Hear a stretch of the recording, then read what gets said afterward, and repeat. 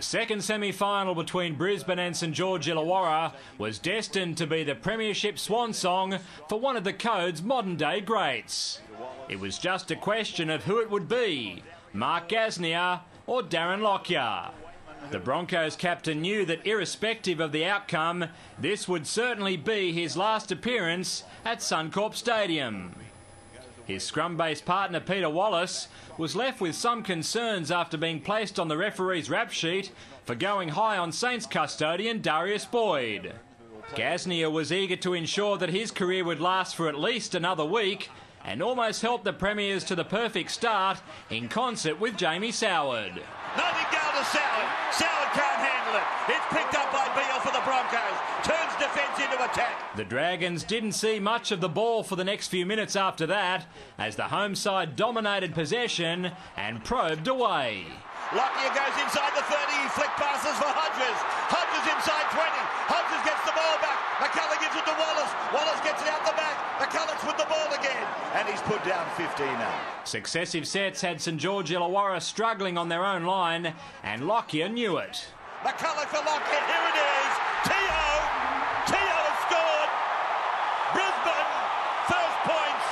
First try for Ben Teo. The great man's touch was golden, and he was extremely unlucky not to earn another try assist soon after.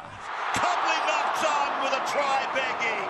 Oh, can you believe that? After having no joy on the right earlier on, the Dragons decided to try their more potent left side. Morris has got a chance here. He's put another kick in, but it's gone into touch. On a balmy Brisbane evening, Jason Nightingale decided that a good old-fashioned pair of Speedos was sufficient attire.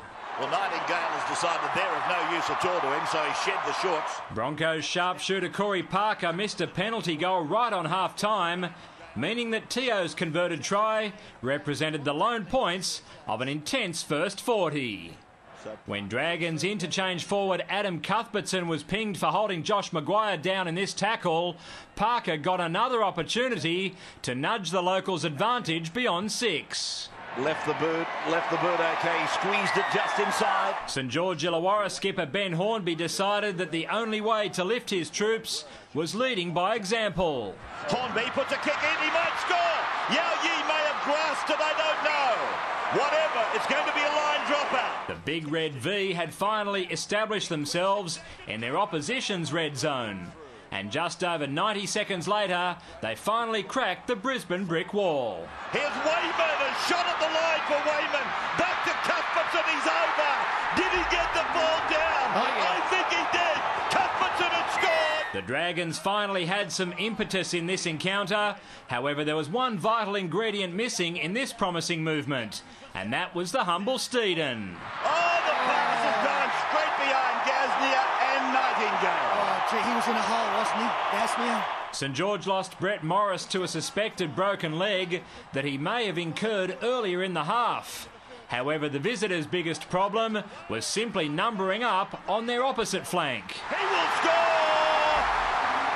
Copley scores for the Broncos!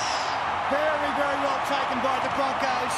Parker's conversion shaped as a critical one in the context of a match that was as tight as a drum. And he's missed it. Lockyer was the next casualty in this bruising duel, although the enemy came from within, as he found himself copping the full force of his fullback's knee. Lockyer's there. He might have worn the knee of Beale. Brisbane's headaches persisted as the Dragons pushed for an equaliser. Hornby's after it. It's come to ground. It's grounded by Pryor. Matty Pryor.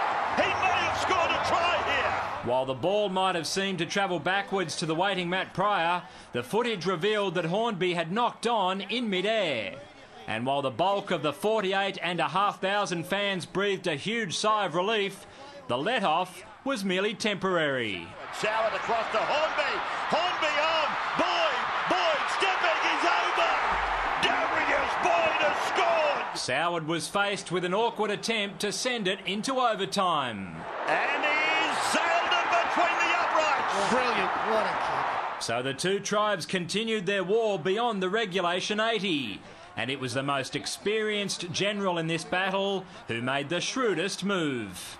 Lockyer takes a shot, it's low. He's got it. I think he's got it, he's got it. He has. Lockyer's last play on home soil will surely go down in the annals of rugby league history, as it was all that separated these two fierce rivals, with Brisbane victorious by 13 points to 12.